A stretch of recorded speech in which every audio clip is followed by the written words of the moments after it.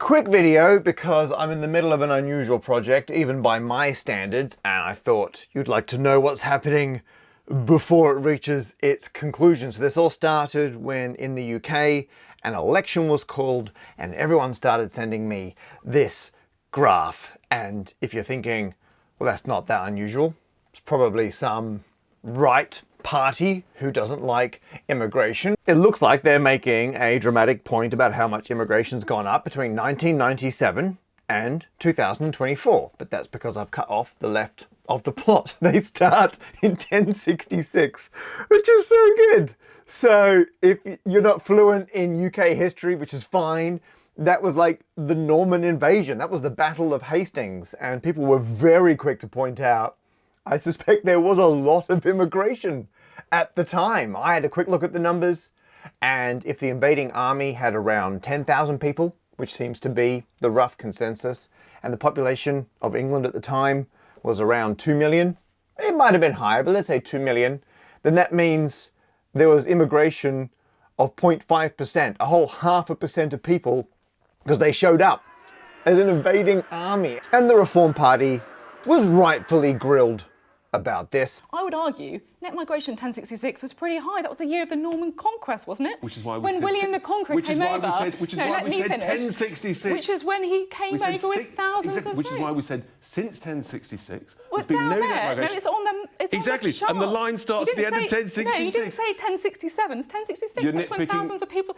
I mean, fair enough. They're probably more worried about the big boats than the small boats. I love that their answer was to say that they started at 1066 because they meant after that invasion. They trying to say it's the most immigration since the Norman invasion. Not that they were trying to hark back to some magical previous era when everything was great and elicit nostalgia for something nearly 1,000 years ago. But at the sight of this, I knew the election season is upon us. And with that comes the terrible chart season.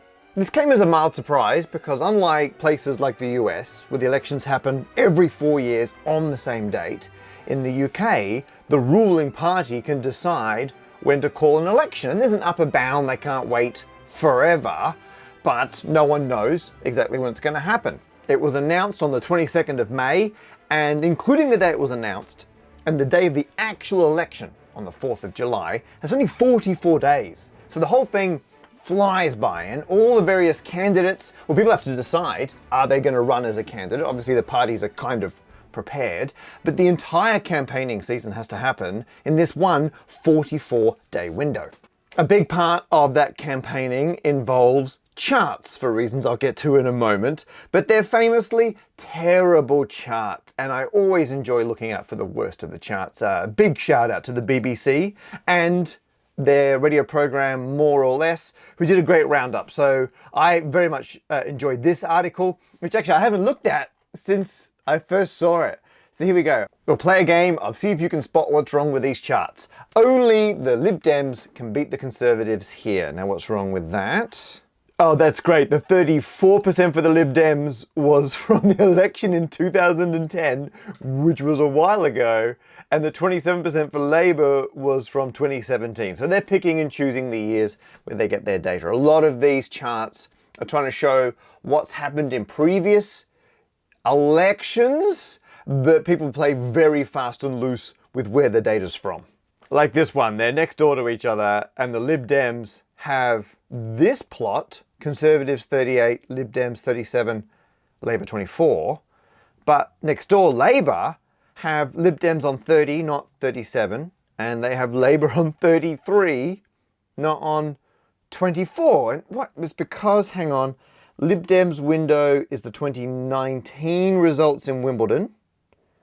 However, Labour is using polling data. Got it. So one party is using past election results because they look good, and a different party is using polling data, predicting the future, because that makes them look good. And the article has loads of other examples similar to that. I will link to it below, but I was curious about what graphs I was going to get. So I kept every single bit of political paraphernalia that came through my front door, and my goodness, there was a lot. So I got a single leaflet from the Reform Party, who were the 1066 plot people. Good on them. I got 5 bits of mail from the Conservatives, which is the rough equivalent of the Republican Party in the US, I guess. They're the current serving MP. So Jeremy Hunt is our representative. They're the incumbent. I give them some points for a photo of a dog on the back, but no graphs. 0 graphs in any of the Conservative literature. The Lib Dems gave me 3 times as much. They sent through 15 things through my door. And oh, if you see bits that are missing, I have physically cut my address out of any of them so I don't accidentally dox my home address. Of the 15 that came through from the Lib Dems, half of them had graphs. So there's 7 out of 8. So 47% of them had graphs. And so of course I got a ruler, went through and measured all of these bar charts to see exactly how accurate they are. The reason I care about the actual sizes of the various bars in the bar charts is there's a classic way you can make data visually be biased towards the point you want to make, and that's by changing where the bar chart starts. So let's say 60% of people like adding milk or some kind of creamer to their coffee and 40% don't. You can make it look like a much bigger margin if you start your bar chart at a different percentage. But that means the length of the bars is no longer proportional to the percentages, and so that's what I was checking. And I've put these into 3 categories. 2 of them were correct. I measured these and they are pretty much exactly to scale within the tolerances of design and print. I'm happy that they nailed both of those, basically the same thing that came through the door twice, so good on them for those. I've then got a further 3 in another category where they have slightly misrepresented the 2 minor parties. So you can see their big point is they're trying to say that if you compare the Lib Dems to the Conservatives, they're neck and neck, and the other 2, the Green Party and the Labour Party, are both distant 3rd and 4th place. And actually, I got 0 bits of literature from the Greens and 0 from Labour. So they're not even trying to campaign in this area, so they probably don't care that sometimes they get over-exaggerated. So on this one here, those 2 lines are too tall. So the Labour one, the red one, that's actually closer to representing 11%, and the green one, instead of being 8%, that's closer to 13%. So these 2 are actually quite accurate, but these 2 down here are bigger than they should be. So I don't know why they're doing that. I also don't like this arrow. That arrow is exactly the same height as the Conservatives. So the bar chart, I measured this, the shoulder is the top of the bar chart, and the arrow is not part of the bar. Lib Dems. I'm going to deduct some points from that. And there's 2 other ones where here the Greens are 2 mil short. And on this one, let's have a look. Labour is 5 mil too high and the Greens are 7 mil too high. So here they're a couple mil too big. Here they're a couple mil too small. So you think, wait, is this actually systematic? The answer is probably no. So on this one here, they have put their own bar too small. The Lib Dems bar could be another 2 mil higher. So they're saying 39%. That's actually proportional to 38%. And this one over here is even worse. That could be another 8 mil. Like it's actually way closer than that's representing. So is it malicious? I just think it's incompetence. And they're never the same. No 2 of these have the same scale between the bars. They're all subtly off in different ways. So my categories are probably just the normal distribution of some poor designer somewhere eyeballing the bar charts, which makes me, I don't know if I'm more angry at that than if they were doing it deliberately, but I am definitely angry. One thing you will have noticed though, is that the numbers are the same. These same 4 numbers across every single one. And the Lib Dems have used the data from the recent local council elections. Obviously this annoys a lot of politicians. I know someone who's running for MP in Mid-Sussex, Dave Rowntree. They are the drummer from Blur. So for ridiculous career reasons, I no longer understand. I know them because of that. And they're running for Labour, and they got very upset at this leaflet that the Lib Dems put out. Hi Matt. My problems with the leaflet are twofold. Number one, they're using data from council elections. Well, the council boundaries are completely different from the parliamentary constituency boundaries, so they're not comparing like with like. And anyway, everyone knows you vote differently in council elections. Number two, they're doing some kind of weird statistical manipulation of the data. They're doing the sum of the average of votes per party per ward. What even is that? Over to you. Firstly, I also don't know what the sum of average means, and I think digging into this too much is more of a distraction than we need. I did have a quick look on Wikipedia, and the totals from those council elections don't seem to match what's on this bar chart, but we give them the benefit of the math. They're pulling it from somewhere, but the point is this data has come from council election results, not general election results. And I get why Dave is annoyed at that. They're using data from a district council election when the polls have him with much higher numbers. And so all the different parties are pulling data from different places, and this shouldn't surprise anyone because it's politics, but everyone's choosing whichever data makes them look the best. And the reason there's so much of this only we can win here is in the UK, there's a lot of tactical voting because there's more than two major parties. Well, there are two major parties, but there's also the Lib Dems who from time to time will get a lot of seats in an election. So the left vote is kind of split between Labour and the Lib Dems, whereas the Conservative Party is pretty dominant, apart from our friends over on Reform, on the right end of the spectrum.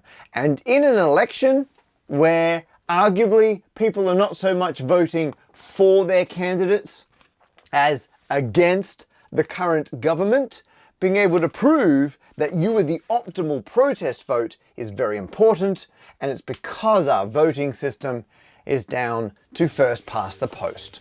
Here we have a generic voter in the upcoming coffee elections. They could vote for Party A, who believe that when it comes to any kind of additives, milk, cream, sweetener, non-dairy, creamer, they're all banned. Absolutely banned. I guess it's their beliefs or they're courting the extreme hipster vote. I don't know. They're going to ban everything if they get in, and they're predicted to get 45% of the vote. Now, our generic voter does not want that. They would love to vote for Party B. They believe you can enjoy your coffee however you want. Unfortunately, they're on target for 20% of the vote because there is also Party C. And Party C believe, yes, you can have your coffee however you want, but you don't own your coffee. Anyone else can help themselves and drink some of your coffee.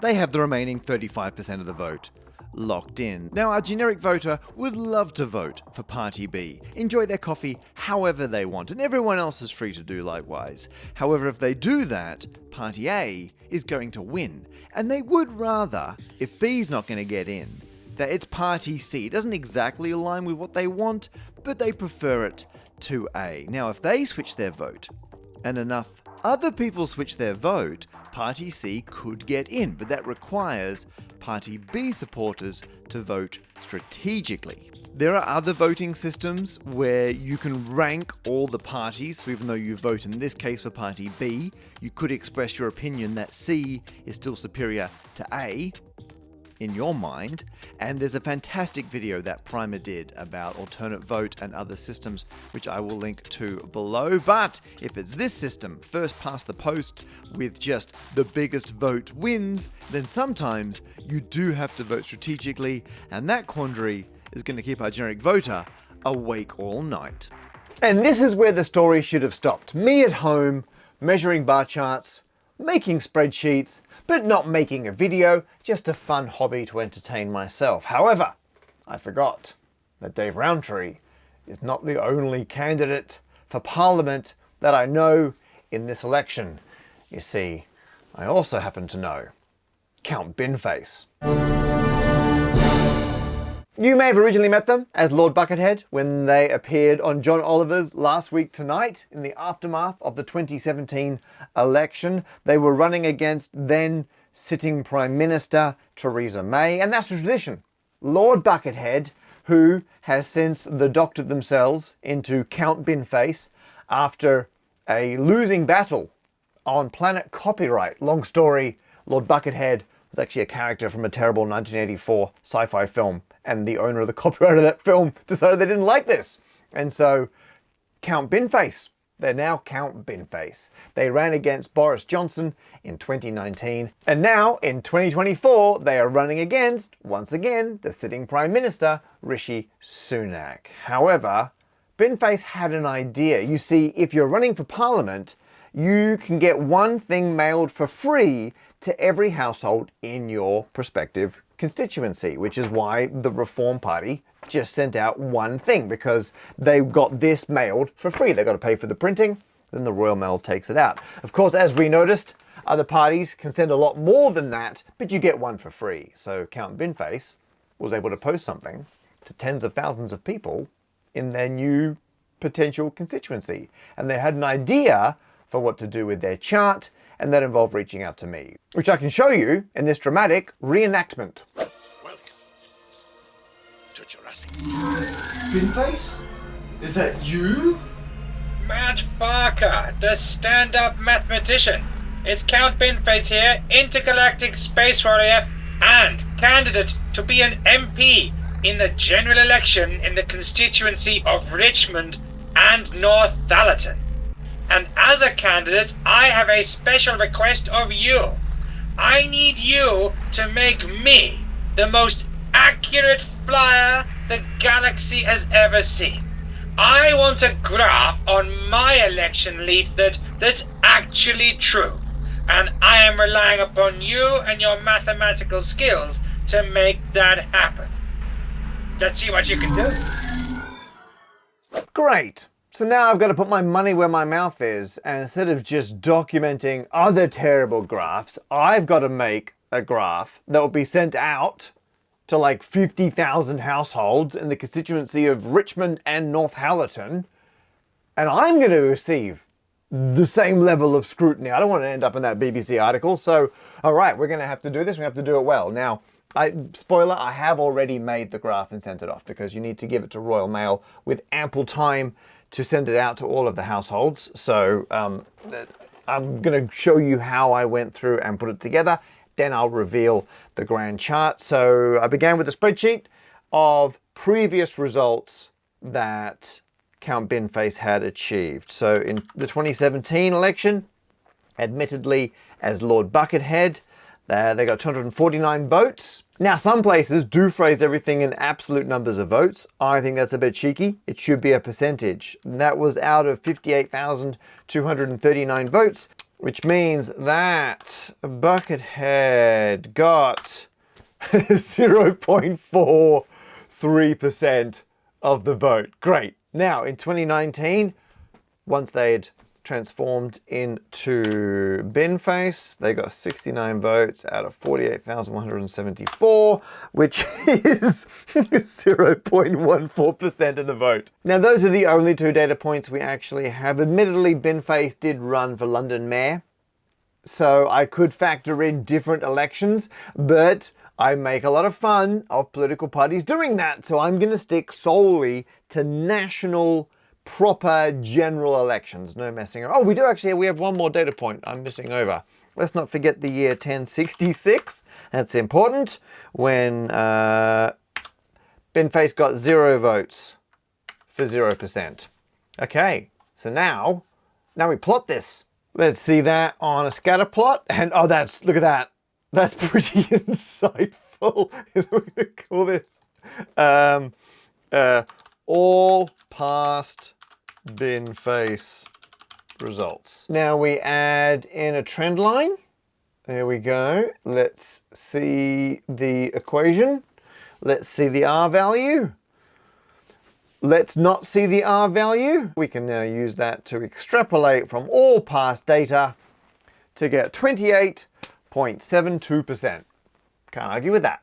Joking aside, because I've picked that one data point all the way out here, this, 0 in the year 1066, it's just forcing it to be the average between those 2 points. So what do I need that prediction for? Well, I thought it'd be very funny to have 2 bar charts, 1 bar chart with the past results, 1 bar chart predicting the future results, and then I can put Binface on both of them. So here, I've just gone and gotten the 2019 results from that constituency. Now, there's a mild issue and this is confusing a lot of things this election, they have redrawn a lot of constituency boundaries. So constituencies that used to exist no longer do. If you look at this map, that purple region is the old constituency from the 2019 election. That's Richmond, Yorkshire.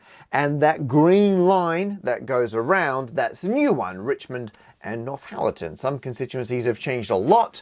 In this case, it's pretty much the same. So I'm happy using this here is the 2019 results. I've done it as percentages. I put BinFace in as 0. I just double checked it adds to 100 to make sure I hadn't made any mistakes. And there's my plot. So as you can see, last time the Conservatives won easily. And in fact, this has been a very safe seat for the Conservative Party for decades. To get my future bar chart, I didn't want to extrapolate from the recent local council elections because, as I mentioned before, there's a lot of strategic voting in the UK. You're often voting not for the candidate you like the most, but rather the one you think is the most strategic use of your vote. And that can change. The candidate who's the most strategic in a local election might be a different party to your strategic vote in a general election. So I thought it's a bit disingenuous to be using the local election results, even though I imagine in some places it's perfectly accurate.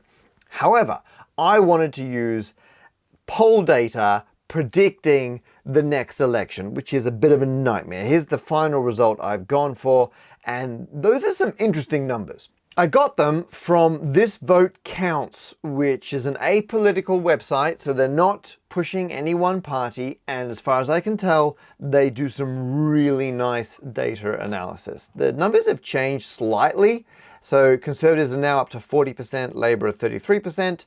I used the figures as they were when we had to lock in the design for the flyer, which was a week or two ago. And on the flyer, I put the exact dates the data is from because I want to make it very clear where I got it from. And there are loads of issues with polls.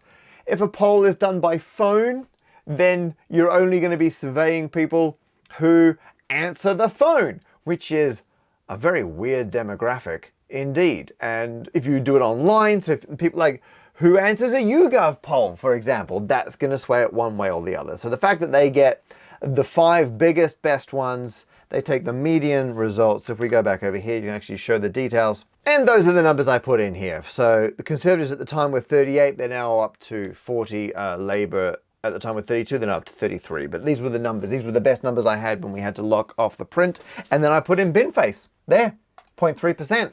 I was also so adamant we get the scale right. And so in Excel, I forced both plots to be on a nice linear, starting at 0, going up to 70 scale. Didn't change scale for the second plot, also 0 to 70. Once the design was done, I went back and checked it.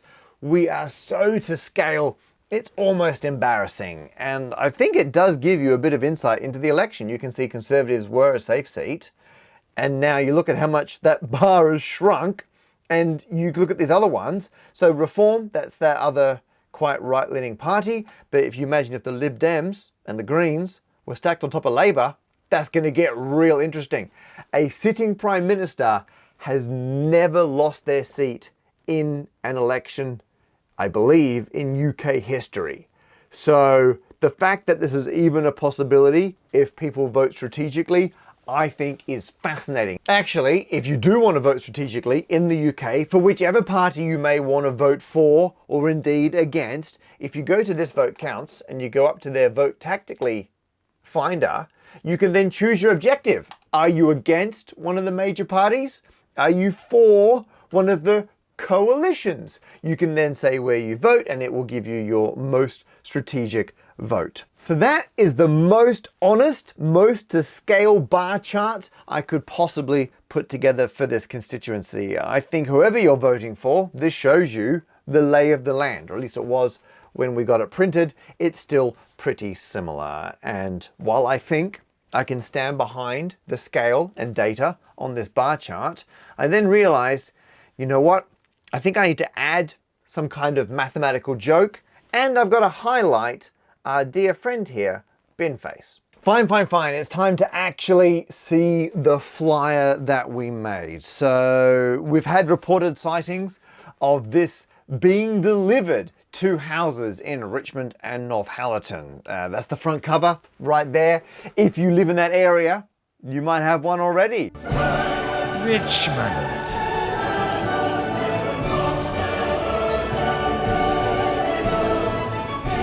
And Northallerton.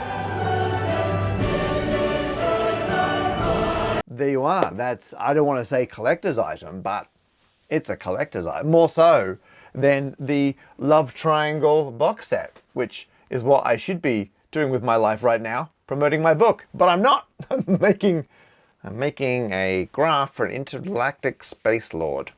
Anyway, the back. Here is our graph. So this is the whole back of the flyer. Wonderful pictures of Binface hanging out in the local constituency. And over here, this is what we did. So I decided to add in that only Binface can get an infinite increase. So from 0% plus infinity percent, I had a lot of fun. Of all the 3 characters I've ever put in a row that counts as writing something, that may be my favorite, down to 0.3%. So that's my attempt to do a little joke on the only so-and-so can win here, and it's only strictly true for the people in the chart because other people got 0 votes previously. Anyway, the point is the rest of the chart works. All the details are at the bottom there, where the data came from, how it works, etc. Very proud of that. It's been posted out already to 50,000 households across that region. And for the final icing on the cake, you can go up, if you're associated with one of the parties, to the official election counting, because parties can bring people to verify the vote. So I am now officially a counting agent.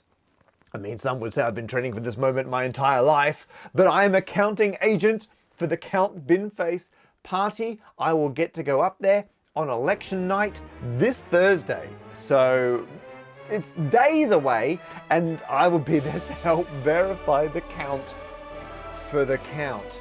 And I don't want to speak on behalf of the entire Binface Council, but nowhere in the flyer does it say vote for Count Binface. It says make your vote count.